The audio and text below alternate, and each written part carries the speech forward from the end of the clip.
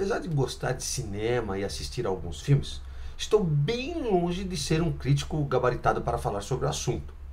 Não me arriscarei a falar das atuações, se a tecnologia empregada no filme era de ponta, ou se as cenas de ação eram boas ou não. Me arriscarei a fazer crítica sobre a crítica de algumas pessoas que ouvi falar desse filme.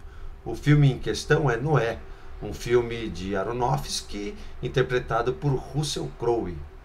Comecei a ouvir críticas de um montão de gente frustrada com o que viu, todos bem chocados com a interpretação da história bíblica de Noé. Ouvi coisas do tipo: o cara estava viajando, detonou a história de Noé. Quem que eram aqueles monstros de pedra? Quem que eram aquelas pessoas? Que loucura é aquela? Que saga é aquela? Que animais são aqueles? Então as pessoas estavam realmente impactadas com aquilo que eles tinham acabado de ver.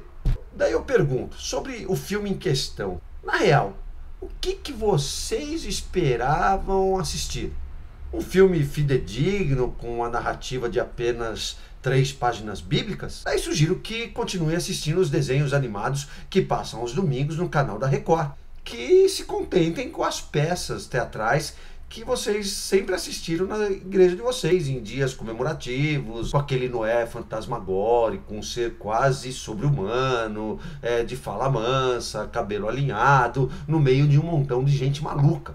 Mas esperar o que também de um diretor de cinema moderno sobre o assunto? Não se faz um blockbuster, quero dizer, um filme de sucesso, com apenas uma cena de dilúvio. Além de assumir liberdades estéticas, o diretor precisava mesmo colocar um grande ingrediente, como por exemplo, herói versus vilão. Então, além de Noé, também foi buscar na Bíblia a figura de Tubal-Caim, uma espécie de coronel Quaritch do filme Avatar.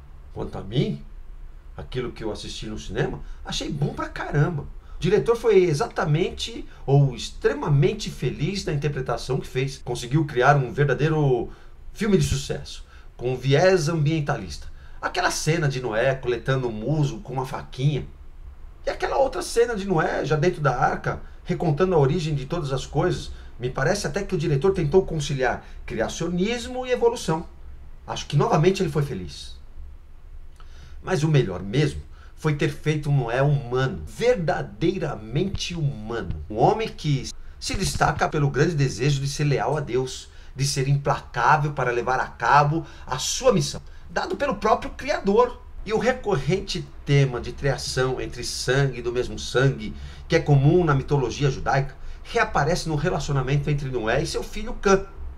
Isso em nada diminui a grandeza das histórias do início da Bíblia, que, diga-se de passagem, são consideradas as histórias que começam em Gênesis 1 e vão até o capítulo 11, como contos míticos da nação judaica, que nasceu em Abraão. Este sim, um indivíduo real. Antes disso, o que temos é o retrato da humanidade dos dias de hoje. Ou não? Eu, por exemplo, ainda vivo num mundo em que pais ainda matam seus filhos, que irmãos de sangue e raça vivem e morrem pela gana do poder. Ainda vivo num mundo de governos tiranos e instituições que mais se parecem com pirâmides de faraós.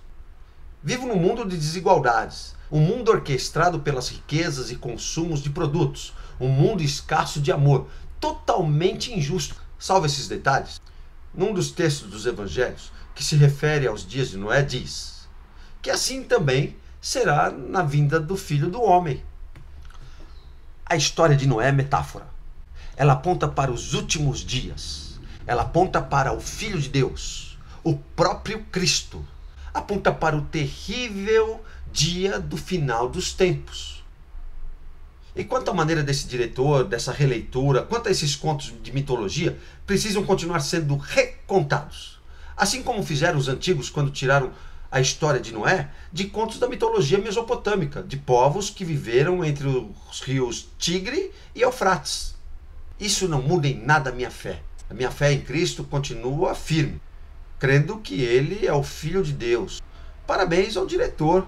Quer saber? Ele deveria continuar fazendo alguns filmes bíblicos.